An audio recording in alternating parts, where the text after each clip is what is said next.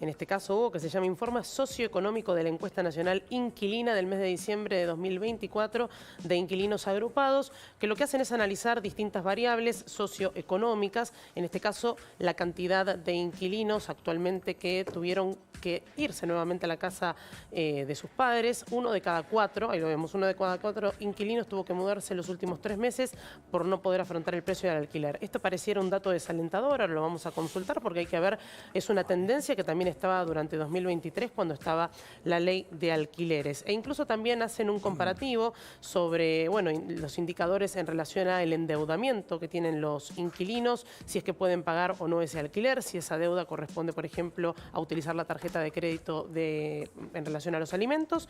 Y también lo que comentan es cuál es la modalidad actual, que esto también es un dato interesante sobre el porcentaje total, cuántos de los inquilinos se quedaron con la modalidad de la ley de alquileres y cuántos actualmente tienen otro tipo de contrato con los privados. Y Gervasio Muñoz es de Inquilinos Agrupados y está aquí para conversar sobre este tema, porque ¿qué es lo que está pasando en definitiva? No pueden pagar el alquiler pese a que bajó la inflación y los precios se ajustaron, pero en ese sentido.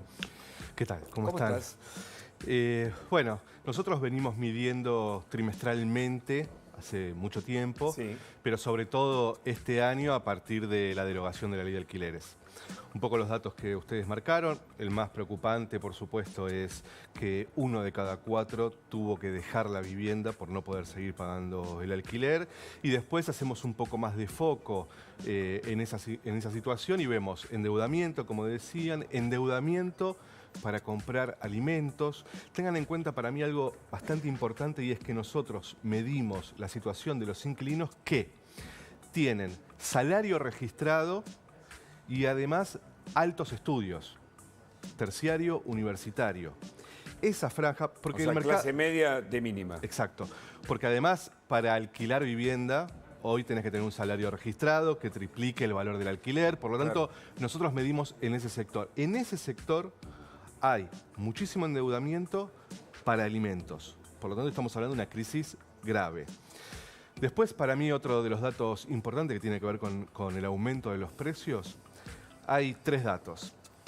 Está el dato del mercado inmobiliario, que dice que los precios de los alquileres no aumentaron tanto como la inflación, o sea que bajaron en términos reales.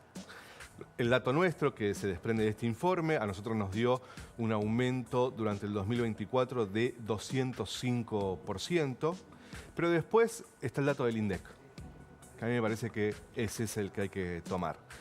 El INDEC dijo que 2024, enero-noviembre, la inflación fue del 112% y también dijo que el precio del alquiler aumentó 240% de enero a noviembre. Cuando uno ve lo que dice... ¿Pero de contratos que estaban con la ley anterior que terminaron, que venían atrasados, o de nuevos contratos? Lo que mide el INDEC no es la modalidad del contrato, sino la generalidad. Nosotros sí medimos eso. Creo que está también en el informe. Nosotros medimos cuánto se paga de alquiler al mes de diciembre, los que están bajo la ley de alquileres y los que firmaron contrato a partir de enero bajo las condiciones del decreto. Quienes están bajo la ley de alquileres pagan un 25% menos que aquellos que firmaron bajo las condiciones del decreto. Bien, pero ¿por qué aumentaron eso? O sea, la inflación, mira, este es un dato que en general nos ayuda a ubicarnos. En el 23 fue del 211, en el 24 fue del 118, en el 24, 118. Y los alquileres, vos decías, aumentaron casi el doble que la inflación. Sí. Es insólito. ¿Y en qué está sostenido el aumento? Yo creo que tiene una explicación lógica. Y es que cuando... ¿Especulación? Oferta-demanda no funciona. No, pero además, digamos, esto de la libre negociación entre inquilino y propietario, digamos, no son dos posturas del mismo poder, digamos. Pero, ahí no tenés negociación alguna prácticamente. Además, parémonos en lo que plantea el mercado inmobiliario, y es que sí hay posibilidades de negociar, ¿no? Yo creo, por supuesto que no, pero parémonos en ese escenario. Finalmente lo que vemos en el informe es que todos los contratos en Argentina se están firmando por 2 años o menos. Y tengo una No hay un solo inquilino que diga, che, yo quiero 3 años. Pero tengo una pregunta. En el informe dice que el 6% mantiene lo que era la modalidad anterior, es decir, de 3 años, y que el otro porcentaje está con estas nuevas modalidades de acuerdos trimestrales que siguen, por ejemplo, el índice de IPC o cuatrimestrales. Sí. ¿Por qué es eso? Si la ley anterior quizás beneficiaba según el informe. ¿Por qué es eso que aumentan por Porque encima la gente decide, por lo que yo entiendo en el informe, es el 6% mantiene la modalidad y ahora el nuevo, no, digamos, según este informe de relevamiento de 2.500 casos, no está con la modalidad anterior de 3 años. ¿Por qué crees que es esa decisión? No entiendo la pregunta. La decisión, la decisión por parte del inquilino, te refiero, claro, es que el inquilino, por lo que vos damos a entender, el inquilino no tiene poder de decisión. Cada 3 meses, si no es el propietario que le dice, o lo hacemos cada 3 meses o no lo hacemos. Perdón, no te entendía. Cuando uno analiza la modalidad de los contratos de alquiler a partir del decreto, todos los contratos de alquiler son iguales. A mí me parece que eso es un dato bastante importante. A mí me parece una obviedad tener que explicar esto. Pero la realidad es que si hubiese libertad de negociación entre partes iguales, nosotros tendríamos una variedad enorme de condiciones de contratos de alquiler. Por ejemplo, la actualización. ¿Cómo puede ser que se repiten todos los contratos, actualizaciones cada 3 o 4 meses y no haya casi nadie que tenga actualizaciones cada 6 meses, cada 1 año, etcétera? Evidentemente, finalizar con la regulación, mala, buena, lo que sea, finalizar con la regulación, lo que hace es que quien decida ahora cómo se fijan los contratos de alquiler en Argentina fueron las inmobiliarias. El mercado inmobiliario, nosotros entrevistamos, que yo Zampón y tantos otros, que dice que aumentaron a partir de la derogación de la vieja ley de alquileres que no funcionó, efectivamente, aumentó la demanda de oferta de alquiler. ¿Eso es cierto? Aumentó la oferta. La oferta y también la demanda. Y la demanda no, porque en principio vos tenés una oferta que crece cada vez ¿Pero los más. datos dicen que no aumentó la demanda de alquileres? Datos de que aumentó la demanda no hay. ¿No? ¿No hay informes que hacen relevamientos? No. Pero vos tenés las inmobiliarias que tienen, según la demanda de alquiler. Por eso te decía. No te pregunto, porque hay distintos relevamientos, por ejemplo, el ROI y demás, pero cuando vos hablas de los precios anteriores, lo que está diciendo Hugo para mí es perfecto. Digo, se ve notablemente el aumento de oferta en relación al alquiler e incluso una disminución de lo que era el pago en dólares. Exacto. Digo, ¿eso cómo se convalida en el mercado? Eso sí, hay muchísima más oferta, bajó la dolarización de los alquileres por razones obvias también, y es que quien fijó un contrato de alquiler en dólares perdió contra el quien fijó un contrato en pesos, una obviedad. Sin embargo, cuando vos ves que los precios de los alquileres hayan bajado, subido, no importa, subjetividades, el INDEC dice aumentó por casi más del doble de la inflación.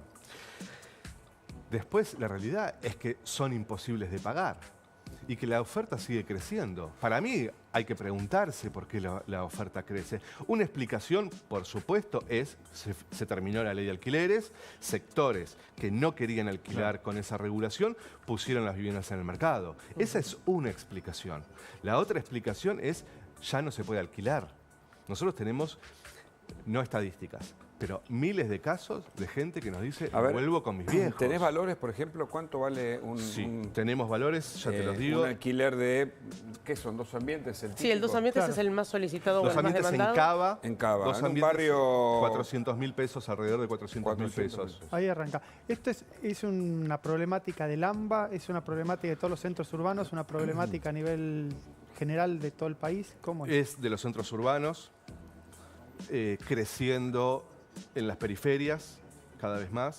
Argentina, a partir del año 2000, permanentemente tiene una baja de la tasa de propietarios y aumento de la tasa de inquilinos.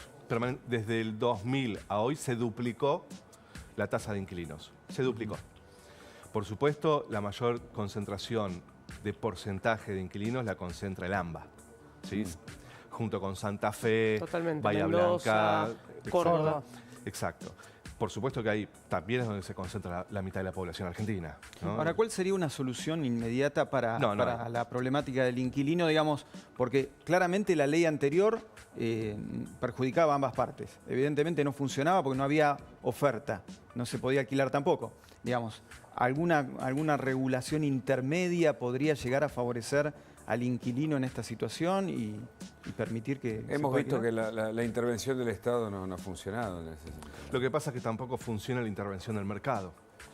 Bueno, pero el mercado se supone que es un acuerdo entre partes, digamos. Ya no hay un papá nada, digamos, ¿entendés? Gervasio, el hecho de que haya o sea, el crédito hipotecario, me imagino. Crédito hipotecario. Otra de las cosas que a mí me parece para reflexionar, en el mismo sentido de creció la oferta.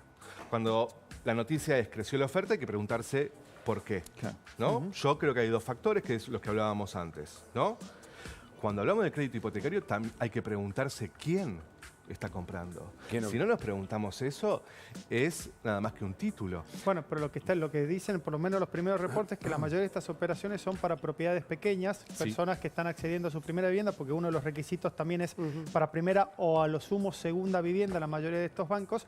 Entonces, hay un principio de acceso, sobre todo a generaciones más jóvenes, pero hay una generación de entre 50 y 60 años que es la que vos decís, arrancaron en el año 2000, que nunca llegaron a tener su propiedad y que ahora son adultos mayores alquilando, cuando antes el adulto mayor generalmente no alquilaba. Tenía, aunque sea su casita chiquitito, su monoambiente, pero tenía su propia propiedad. Totalmente. Sin embargo,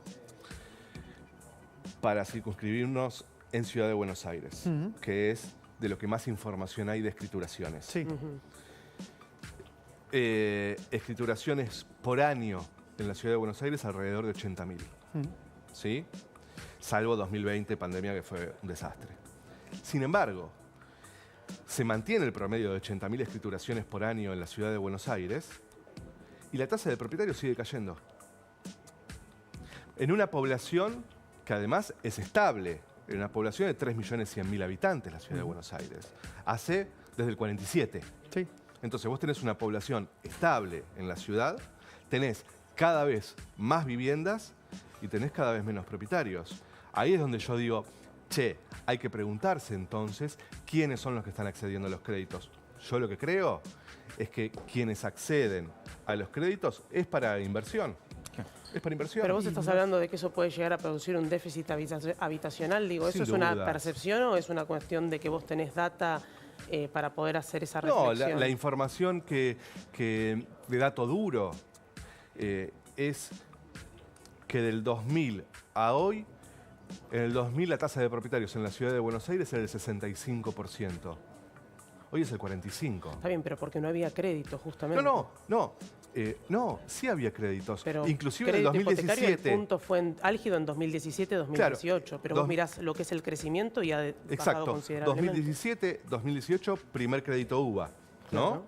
Ahora hay otra etapa de crédito también. Sí. 2017, 2018, 2019, 2020, baja la tasa de propietarios en la Ciudad de Buenos Aires.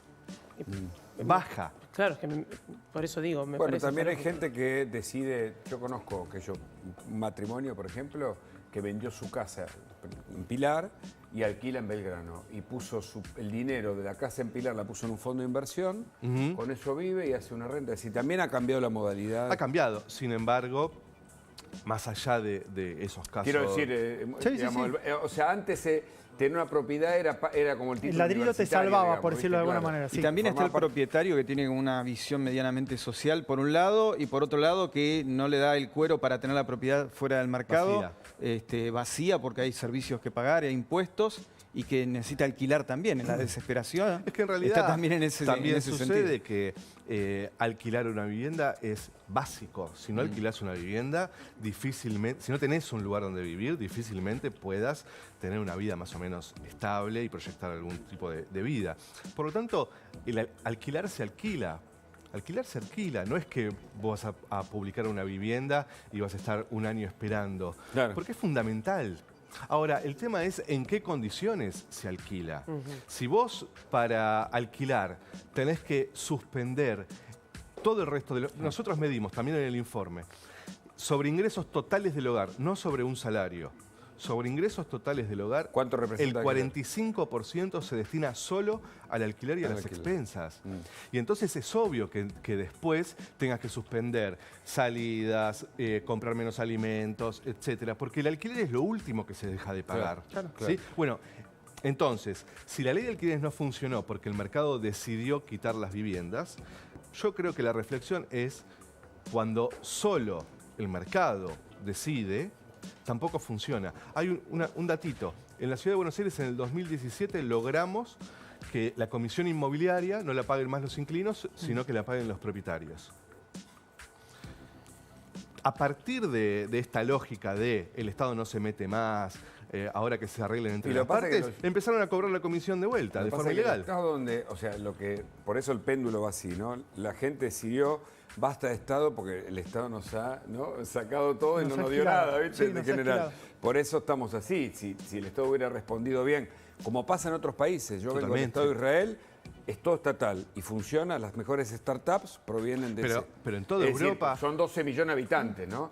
Es decir, cuando el problema acá no es si más Estado o menos Estado, es qué funciona en nuestra sociedad. Y evidentemente ¿cómo funciona han usado el Estado para robar.